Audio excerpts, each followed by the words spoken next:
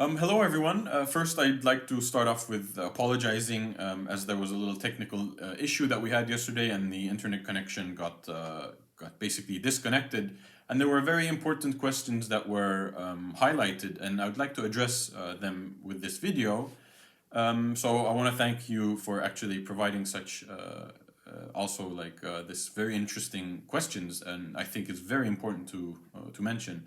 So the first question is asked, and it's basically asking, how do you choose the people to participate in these kinds of tests and experiments, and are they someone's friends in your workplace or have a public call to come in and help? So it's a really good question.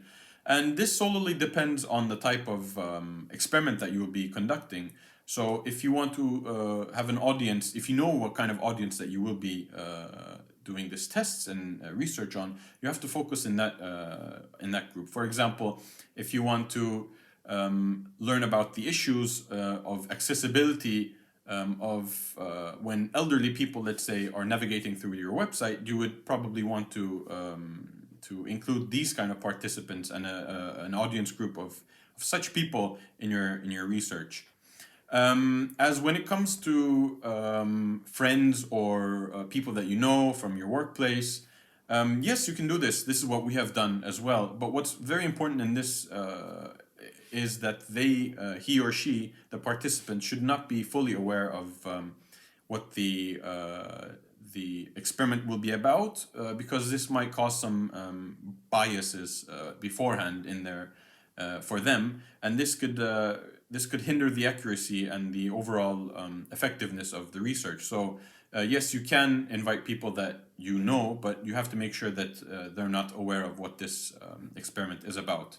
And at times there is also public calls where we hand out some pamphlets and posters that say, and people can come in and they are basically allowed to participate in these experiments, depending on the audience that you're willing to do so.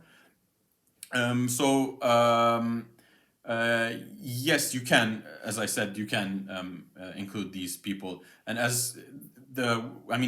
for the experiment that we did recently, we tried to incorporate more of the people that we know due to the current situation, and you have to be in close proximity while you're doing these experiments. So we wanted to be a bit more safe and personally ask if people were okay, and that's why we used, for this experiment, we used more of our, let's say, work friends, or people that we already know. The second question is how much this sort of research services cost for companies if they want to get to know their own product's weaknesses. This is also a very important question, and something that I'd like to mention. So in our university, at Tallinn University, we have a laboratory where we also provide consultation to private sectors. They come to us, they ask us, and they indicate some issues that they think that they're facing. And we get together with academia and academicians, and we get together and we try to assess, brainstorm what the issues the issues that are happening there. And after these, let's say, brainstormings, we get to decide on the cost together. It could be in a sense of like a project, or it could also be like an hourly fee where this people from the private sector come along and, let's say, rent the equipment that we have available at our university. So this really depends on the type of research or the experiment that you will be conducting, and but in general it's very, very affordable, especially if you keep into account how expensive these products are. They can cost like several thousands, if not several dozens of thousands of euros. So when you take that into account, these consultation fees are very, very minimal. So if you ever have questions or doubts, please feel free to send me an email, and I'd be more than happy to address them. And thank you. And sorry again, apologize for the disconnection that happened yesterday. Thank you.